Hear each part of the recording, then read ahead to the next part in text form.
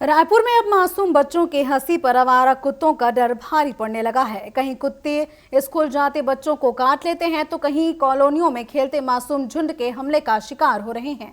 चौंकाने वाली बात यह है कि 3 साल से 51,000 से ज्यादा लोग डॉग बाइट के दर्द झेल चुके हैं। और बता दें कि नगर निगम हर साल लाखों रुपए नसबंदी और नियंत्रण पर खर्च कर रहा है, लेकिन सड़कों पर कुत्तों का आतंक कम होने के बजाय और भी बढ़ता जा रहा है।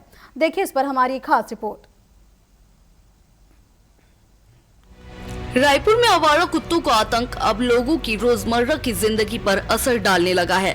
शहर की कई कॉलोनियों में लोग बच्चों को अकेले बाहर भेजने से डर रहे हैं, तो वहीं रात के समय सड़कों पर निकलना भी खतरे से खाली नहीं रह गया। रायपुर के लोग भी आवारा कुत्तों से परेशान नजर आ रहे हैं। क्योंकि रेबीज वाला डेफिनेटली जो पकड़ेगा उसको काटेगा कंफर्म है। ये एक बार नहीं काटेगा, 2 बार नहीं काटेगा, लेकिन वो क्योंकि रेबीज से ग्रसित है तो वो तो फिर काटना ही काटना है उसको। अगर नहीं भी काटता, धोखे से दांत लग गए हैं तो भी तकलीफ है। वो सरवाइव कैसे करेगा? बेहतर ये है कि जो मृत्यु का आदेश दिया है वो सही है। हम लोग को खुद बहुत ज़्यादा प्रॉब्लम जाती है। डॉग मतलब दौड़ा देते हैं। बच्चे तो अपने खेलने के लिए दौड़ रहे हैं, लेकिन उनको ऐसा लगता है कि वो उनको टीज कर रहे हैं। इसकी वजह से बहुत प्रॉब्लम जाती है। स्पेशली हमारे इस एरिया में भी साइकिल नहीं चला सकते, बच्चे खेल नहीं सकते।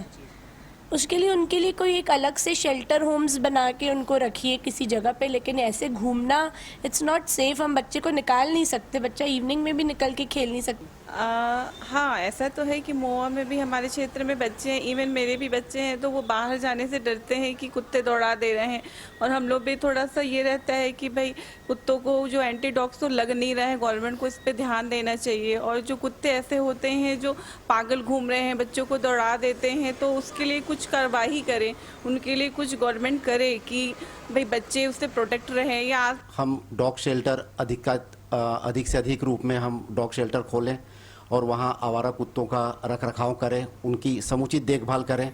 और अभी जैसे गर्मी की छुट्टियां चल रही है तो बच्चों का बाहर खेलना कूदना काफ़ी बढ़ गया है, तो खेल कूद के चक्कर में बच्चे ज़्यादातर समय बाहर रहते हैं और गर्मी के चलते कुत्ते भी परेशान रहते हैं और डॉग बाइट की केस हो जाती हैं। अगर डॉग बाइट की केस हो भी जाती है तो इस दरमियान हमारे पास समुचित व्यवस्था होनी चाहिए कि रेबीज के इंजेक्शन प्रचुर मात्रा में उपलब्ध हो। आवारा कुत्तों की बढ़ती संख्या को रोकने के लिए नगर निगम हर साल नसबंदी अभियान चलाने और लाखों रुपए खर्च करने का दावा करता है, लेकिन जमीनी हालात बता रहे हैं कि ये कोशिशें नाकाफी साबित हो रही है। शहर में डॉग शेल्टर होम और कुत्तों के रखने की व्यवस्था होने के बावजूद सड़कों और कॉलोनियों में कुत्तों के झुंड लगातार बढ़ते नजर आ रहे हैं।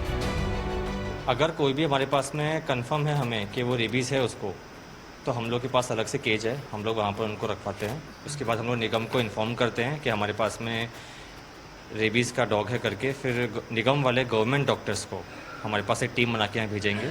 फिर वो लोग जो स्टेप फॉलो करेंगे वो उनका है।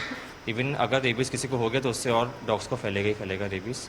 और वही रेबीज़ डॉग से भी हमारा ह्यूमंस में भी जो फैल रहा है वो भी ऐसे ही। अगर रेबीज़ डॉग किसी ह्यूमन को काटता है तो फिर उसका भी कोई इलाज नहीं है। डॉग शेल्टर में सेफ़ है, लेकिन यहाँ पे जब स्टेरिलाइजेशन होता है तो उनका जो एग्रेसिवनेस है वो ऑलरेडी बहुत कम हो जाता है। और जब हम उसके बाद हम पोस्ट ऑपरेटिव केयर करते हैं।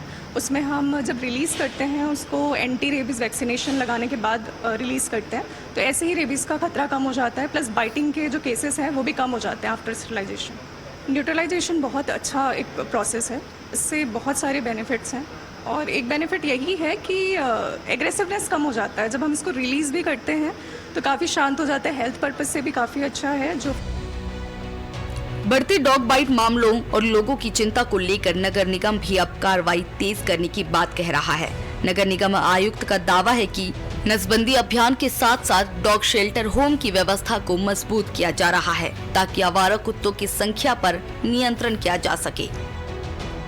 अभी सुप्रीम कोर्ट का भी जजमेंट आया है इस विषय में, और हमारे निगम में भी एनिमल बर्थ कंट्रोल सेंटर्स हैं, उसमें भी हम लोग ने जिसको भी कॉन्ट्रैक्ट आउट किया है या विभागीय तौर से जो कार्य हो रहे हैं उसकी निगरानी बहुत अच्छे से हम करने के प्रयास करेंगे। अभी हमारे पास जो निगरानी समिति है उनके लिए भी इंस्ट्रक्शंस मैंने दिए हैं कि वो लोग साइट पे जाएं, उनका पीरियडिक चेकअप करें कि जो वो लोग क्लेम कर रहे हैं, जो आंकड़े बता रहे हैं, वास्तविक रूप में उतना हो रहा है कि नहीं।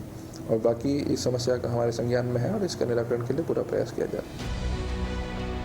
रायपुर में आवारा कुत्तों का बढ़ता आतंक अब सिर्फ एक शिकायत नहीं बल्कि लोगों की सुरक्षा से जुड़ा बड़ा सवाल बन चुका है। नगर निगम नसबंदी अभियान, डॉग शेल्टर, होम और कार्रवाई के दावे जरूर कर रहा है, लेकिन जमीनी हालात अब भी लोगों को राहत मिलती नहीं दिखा रहे हैं।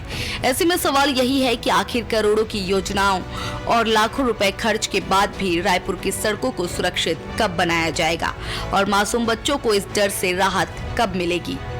रायपुर से प्रियांशु कश्यप की रिपोर्ट।